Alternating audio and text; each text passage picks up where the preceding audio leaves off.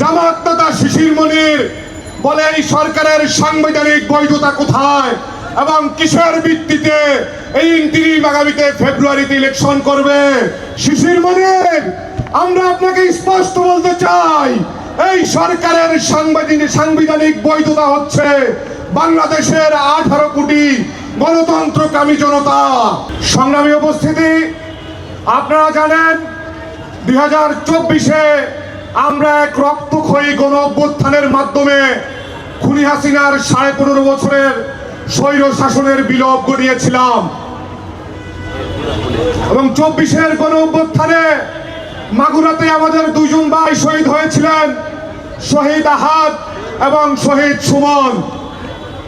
শহীদ আহাদ এবং শহীদ সুমনের হত্যা মামলার আসামি ছিলেন খুনি হাসিনার পালিত সৈনিক শাহাবুদ্দিন মোল্লা।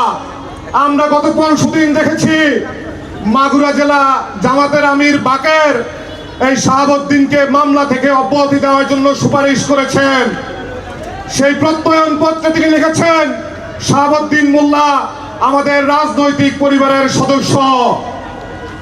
সংগ্রামী উপস্থিতি, আমরা একটা কথা স্পষ্টভাবে বলতে চাই, শাহাবুদ্দিন মোল্লা যদি জামাতের রাজনৈতিক পরিবারের সদস্য হয়ে থাকে তাহলে 71-এর গণহত্যার দায়ে জামাতের যেভাবে বিচার হয়েছে 24-এর গণহত্যার বিচারেও এই স্টেটমেন্ট কাজে আসবে। সেদিন জামাতের অনেককে ফাঁসির দড়িতে তুলতে হবে। বান্ডেল থাকলে প্রতি সেনমানিতে টাকা বাঁচবে। বিকাশ সেনমানি বান্ডেল কিনে জিতুন প্রতি লেনদেনে। সংগ্রামী উপস্থিতি, আপনারা জানেন 24-এর গণ অভ্যুত্থানের পরে এই ইন্টারিম সরকার সংবিধানের 106 অনুচ্ছেদ অনুযায়ী শপথ গ্রহণ করেছে। এর আগে আওয়ামী লীগ এই সরকারের সাংবিধানিক বৈধতা নিয়ে প্রশ্ন তুলেছিল। গত 15 দিন আমরা দেখেছি জামাত নেতা শিশির মনির বলে এই সরকারের সাংবিধানিক বৈধতা কোথায় এবং কিসের ভিত্তিতে এই ইন্টিরিম আগামীতে ফেব্রুয়ারিতে ইলেকশন করবে। শিশির মনির, আমরা আপনাকে স্পষ্ট বলতে চাই, এই সরকারের সাংবিধানিক বৈধতা হচ্ছে বাংলাদেশের 18 কোটি গণতন্ত্রকামী জনতা। এই সরকার যদি অবৈধ হয় তাহলে জামাত ইসলাম এখনো নিষিদ্ধ সংগঠন। আপনাদের যে সকল নেতা কর্মীরা জেল থেকে মুক্তি হয়েছে তাদেরও মুক্তি পাওয়ার কথা নয়। 12 মাস এই ইন্টিরিমের সাথে পিরিত করলেন, আপনাদের নিষেধাজ্ঞা উঠানো হলো। ইন্টারিম সরকারের উপদেষ্টা পরিষদে আপনাদের প্রতিনিধি রয়েছে, প্রত্যেকটা মন্ত্রণালয়ে আপনাদের ছাত্র প্রতিনিধি রয়েছে। 12 মাস সংসার করার পরে এখন বলেন আপনারা কবুল বলেন নাই।